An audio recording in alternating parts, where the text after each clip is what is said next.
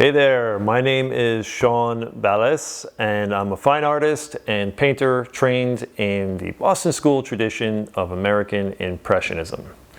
And in this video, I'm going to break down some categories of art and explain how understanding them is going to change the way that you see paintings. For example, when we walk into a furniture store, we're not going to really confuse an IKEA bookshelf with a fine crafted mahogany piece of furniture.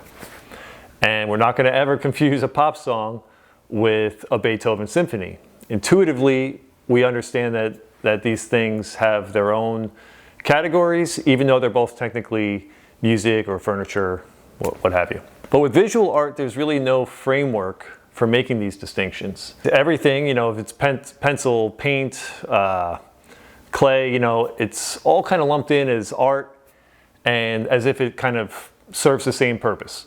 But really it doesn't. And I think that understanding these categories, if you want to be serious about art, whether you're a maker or a viewer, understanding these categories is really where it all starts. So when I was younger, I thought that anything made with the classical mediums was basically considered fine art. And in terms of painting, if it was abstract painting, photorealism, impressionism, realism, whatever it was all just considered fine art. But for years, I pursued a career as a fine artist and not really understanding how the function of art ultimately influences how that art is experienced. Okay, so let's get into some of the categories that I'm talking about here. And we'll start off with decorative art. So decorative art, it exists to complement a space. Think like a hotel lobby or a corporate work office. These types of works aren't meant to just like stop you in your tracks. They don't reward sustained looking. They're really meant to fill a wall space without commanding too much attention. Abstract artwork falls into this category.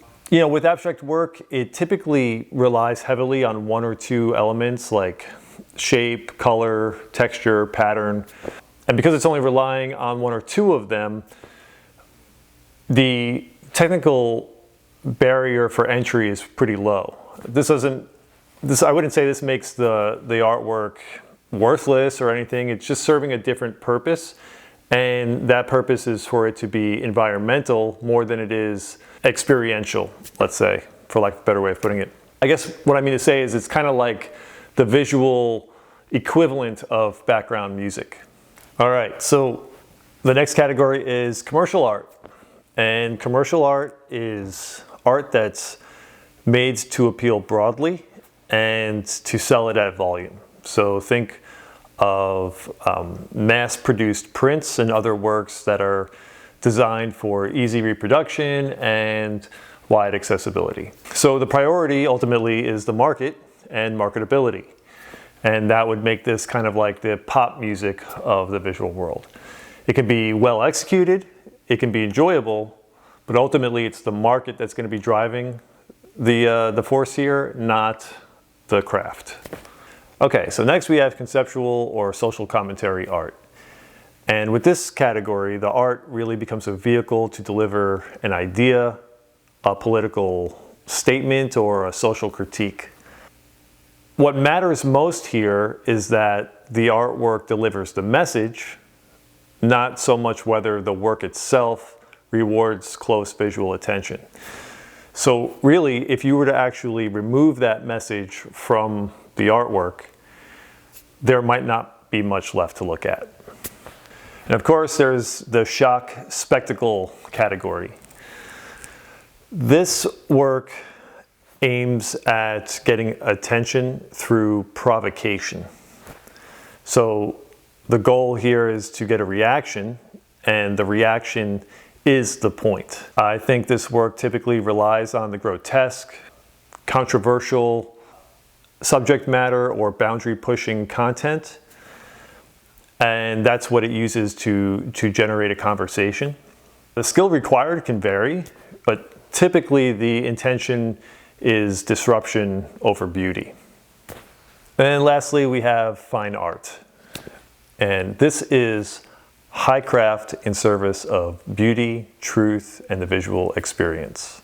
It's rooted in the tradition of direct observation and using nature as a source to learn from. It requires deep technical skill. I would say artists usually are pursuing something that really rewards sustained attention. So the longer that somebody looks at this artwork, the more they gain from it. It requires years of disciplined training and a truly deep commitment to seeing with precision and sensitivity. This is like the Beethoven or the handcrafted furniture. This is the category that I work in, which, as I mentioned before, is the Boston School American Impressionism, and it's also what I teach.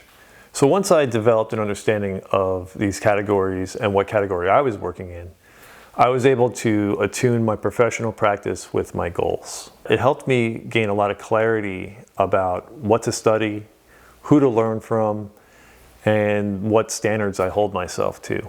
I think for a person who doesn't know what category they're working in, it can be very challenging to train themselves in the most effective way, and also poses a challenge to evaluating oneself honestly. And when you do understand the categories and what category you're working in, it's going to influence who you share your art with, the professional relationships that you pursue, and how to hold dialogues around your art in a way that's relevant to what you're doing. Okay, thanks for watching. I hope this was thought-provoking at the very least, but also I hope these categories help lay a serious foundation for your relationship with art. If you have any thoughts or questions, I'd love to hear them. You know where to leave them, and I'll see you in the next one.